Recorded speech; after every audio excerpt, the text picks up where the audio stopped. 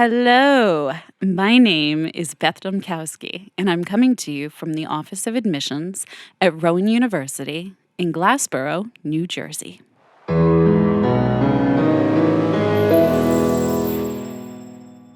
Welcome to Rowan Confidential. I am here today with Dr. Andrea McGraw Hunt. Welcome. Hi. Thank you for joining us. Good to be here. Dr. Hunt is assistant professor and director of the music therapy program at Rowan University. She's practiced music therapy since 1997 with clients in various settings, including skilled nursing, inpatient psychiatric, and residential drug and alcohol rehabilitation, in addition to private practice in the Bonney method of guided imagery and music. Dr. Hunt has presented both nationally and internationally on her research and clinical practice, particularly on the interface of the neuroscience and music therapy fields. Sounds very interesting. So, Dr. Hunt, what is your passion? What wakes you up in the morning? Well, I think that last part, that research component is really fascinating to me.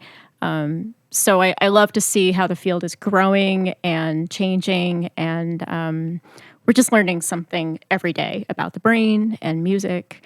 So that fascinates me, and I kind of always can't wait to get digging into the research. And related to that, I love teaching too. So I care a lot about students, and I want to see them grow and become just as fascinated too by what they're learning. So my hope too is to help them become good researchers and to help grow the field as well. So yeah, I love people and I love interacting. So let me ask you this. For people out there who are listening who might not be familiar with music therapy, what is it? Every music therapist has to answer that question. You need your elevator speech. Yes. So, I mean, you could probably guess you're using music and to help people in some way. But it's not just putting on headphones and listening to music. That's not music therapy. Okay. There's a human relationship involved. And if you think about it, music exists because people are trying to express something to another human being. And often, and the meaning of music is because we have created, we've assigned meaning and symbol to music, in song or orchestral scores or movie scores or whatever. So music therapy is about being in relationship with another person to help the client get what they need. Maybe they have a wellness goal. They just want to, feel more empowered in their daily life. Or maybe there's like a really concrete rehabilitation goal, like they've had a stroke and they want to work on their stride and get it back. Or maybe it's even someone in a nursing home who has memory loss and they just need a better quality of life. So music can help them connect to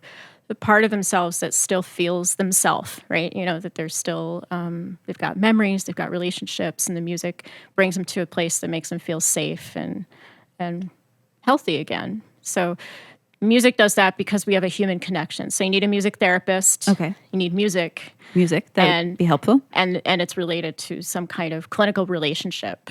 Right. So you've agreed to work together in music on something.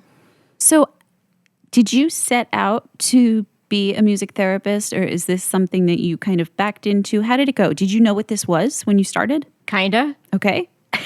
So I was a good musician in high school. I was very serious about, I studied flute very seriously. Okay. And I also was really good at science. I was taking advanced physics in high school, and I was fascinated with space and cosmology and stuff like that. So I thought, I'll be a double major in flute performance and physics. Oh, that sounds like an interesting combination. I had no idea what I was going to do with that. And then I'm screening all the brochures coming in my mailbox, different universities, looking at all the major listings. Okay, where could I do those two crazy things together? And tripped over music therapy as a major. I was like, oh, well, what's that? So I went to my high school library. There was no internet, of course, then. Yes. Yeah. And I learned there was a career. It was an actual thing.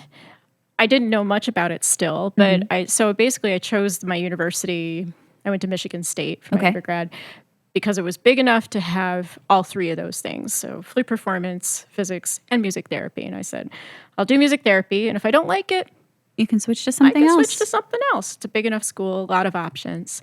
And with the music, too, it was nice because I could also even just double major in flute performance and music.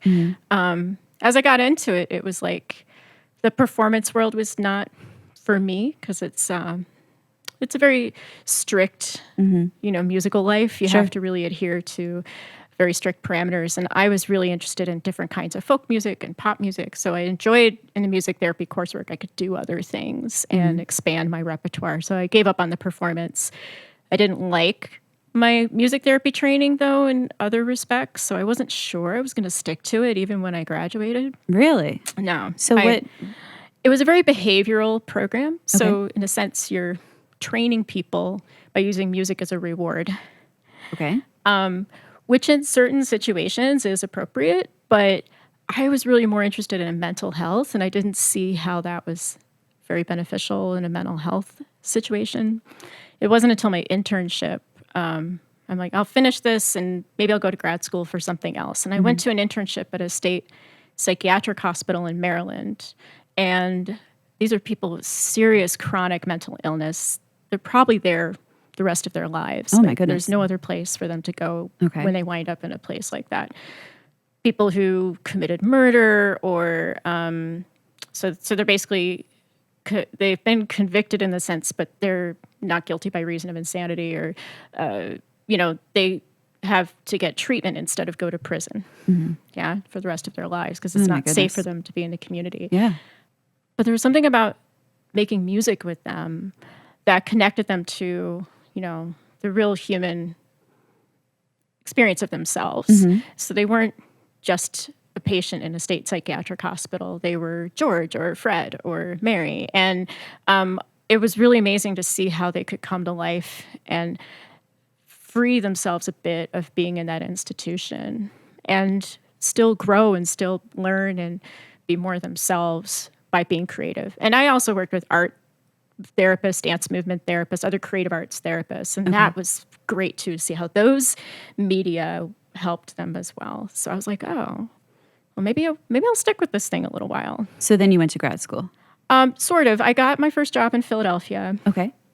And I burned out of the nursing home job after a year and a half because that was a really stressful gig. I was the only music therapist for a 650-bed facility. Oh, my goodness. And I was responsible for 60 of them, but mostly in bed all the time. So it's nothing but visiting people in their rooms. And it was very overwhelming. But up the road, there was an opening at a psychiatric hospital. So because I really loved mental health, I applied there. And that was a team of creative arts therapists. So again, dance movement therapists, art therapists, drama therapy. And they were doing amazing work in this, nonprofit community hospital. There's also drug and alcohol rehab there. So that was really like where I think I found myself as a clinician. And they all had master's level training. So because I could see what they were doing and I saw there was much more than what I got in my undergrad. Was it? Okay. I went to Temple for grad school. Okay. And it was really unbelievable. I was like, oh, there's so much more, and because I got maybe a little addicted to that, I went on to my PhD. It is addictive, isn't it? Yeah, it's a little. The knowledge was fascinating. Yeah. So, but even then, I remember early on, colleagues said, you should do the PhD program. And I was like, but I don't want to teach. I want to be a clinician. I don't want to go on to this. But then once I saw research and I saw like those options, I was like, oh, okay, that's what it's all about. That's what I really want. Yeah. So what's your role here at Rowan? So I'm the only full-time faculty member for the program, the music therapy program, and my job was to open the program. Okay. So it's a brand new major at Rowan. We've just finished our first year, mostly with just students who were already here on campus who changed major to music therapy. Okay. So this fall we've brought in people from the first admission cycle who auditioned into the program. Excellent. So we now have 18 majors. That's a nice number for a new program. Yeah. Wow. Yeah, it's awesome. That's great. So what is special about this program rather than other programs in music therapy? So particularly for the undergrad situation, Rowan, because it's so busy and bustling and the music department is so full and vibrant, we've set up a hybrid model for most of the courses because we're also welcoming people who are coming back for a second career. They're coming here as teachers or psychologists, and they want to become music therapists. So they've got day jobs. Okay. So we've set up online courses that are hybrid with. So we meet a couple times a semester for like intensive classes all day for a whole weekend, and then in the evenings, we have our clinical musicianship classes, so where they work on piano and guitar and other instruments. So that's pretty different. You won't see that in any other undergrad situation in the area or most other programs in the country, I would say. But what's neat too about our program is, for example, we have access to the Early Childhood Demonstration Center in James Hall. So we go over there and our students get to practice creating music experiences with real live children. And I never had access like that when I was in my undergrad. So it's nice. Yeah, you're not just practicing on each other and role playing. You can actually work with some kids. I mean, they're typically developing kids, but even just understanding childhood development and how to set up music experiences successfully, that's really helpful before they get out into real clinical situations. So the program started last year. You have your first group of students who actually applied for it this year. So where do you see your students going after they graduate? Do you have partnerships with different organizations? What would a music therapy student do? So we have a lot of relationships with clinicians in South Jersey and Philadelphia. I mean, I've been teaching in the area for the last 5 years, and I've been working in the area for about 20. So I know a lot of folks. And before they even get to graduation, they're doing clinical training, 200 hours in practicum, and then 1,000 hours in residency. That's a lot. It's a lot of field training. Yeah.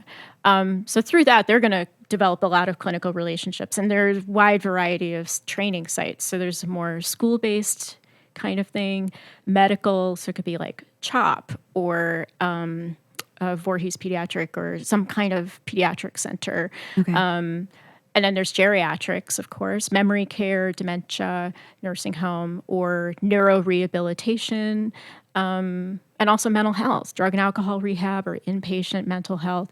So we try to give as varied an experience within the program as possible. And then students are free to apply to any job that only requires a bachelor's degree. Once they finish all that coursework and the clinical training, they're eligible to sit for a national certification exam. So that credential is recognized nationwide, so they can apply to any job in the country they want. So you can definitely work with a bachelor's degree. Yeah, music therapy is a bachelor's entry profession. Now, there are some fields like mental health or some children's hospital settings that prefer a master's degree. So that's my goal long term with the program here is to build a master's program. Fascinating. To make us competitive. Yeah. So you mentioned earlier your interest in research, and that was what really helped you to finish that PhD. What is your area? So I've come to specialize in like neuroscience and music therapy. So my dissertation, we worked with electroencephalograms, so it's like the electrodes you place on your head, and looking at surface brain waves in response to different kinds of music experiences. So I've been working on that Bonnie method of guided imagery in music is where you listen to music and you imagine scenes and interact with important people to you or feelings that come up because of the music. So I looked at brain responses to that. Oh, interesting. And also the linkage to the music. And then I'm also finishing an article now about brain responses to different kinds of music interventions for pain, for chronic pain. Oh, very interesting. Yeah. So you could be listening to like commercial music that you might find on Spotify or something versus a music therapist working with you to create music or improvise music that actually sounds and feels like your pain experience. Some pain is sharp and jarring, and some pain is kind of dull and throbbing. So you use sounds to kind of resonate with that pain and almost really match it, and then shift it to positive music that's more comforting. So that's a method called entrainment, developed by one of my mentors at Temple, Cheryl Dillio.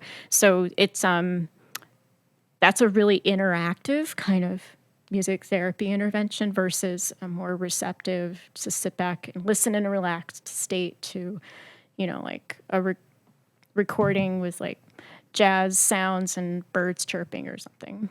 So it turns out the brain responds very differently to those kinds of interventions, and they're both effective. So now we have to figure out, like, what does it mean? Like, there's some people who might prefer just listening to some recorded music, and there's some people who would really benefit from that other person working with them through the pain. So do you? I have to ask, because we're talking about music, but we haven't actually talked about the music part of it. We're talking about the therapy part of it. What if I were to go into your car? What would I hear? What are you listening to right now? It depends on the mood. So I actually play in an Indian kirtan band, if that makes sense. So it's devotional music that involves a lot of call and response. So if I'm feeling really busy and stressed out, I'll put some of that on, and actually sing along to kind of like, okay, we got this. Like, everything's cool. So singing back like Sanskrit to the guy on my stereo. But I also love like blues and rock and stuff, the Beach Boys, and folk music, and sometimes orchestral stuff. So like the Bonnie method of guided imagery music is a lot of like classical, orchestral, some operatic vocal stuff. So I listen to almost everything. I'm not a big fan of country, but my husband's trying to convert me. So, and we go to a lot of shows. So you do. Yeah. I guess that's a good thing about Rowan. We're so close to Philly. We're so close to. Yeah. There's just so much going on. It's fantastic. So when you're talking to students about this, do you find that you're attracting students that are more interested in the music side or the psychology side, or? I think that, and this is what I would hope for, I'm trying to attract students who are interested in the people side. Oh, that's very good. That human connection. Yeah, and I tell them that up front. Like, if you're going into this field, you have to love people in all their forms and all their moods. You don't go into this profession expecting a pat on the back every day.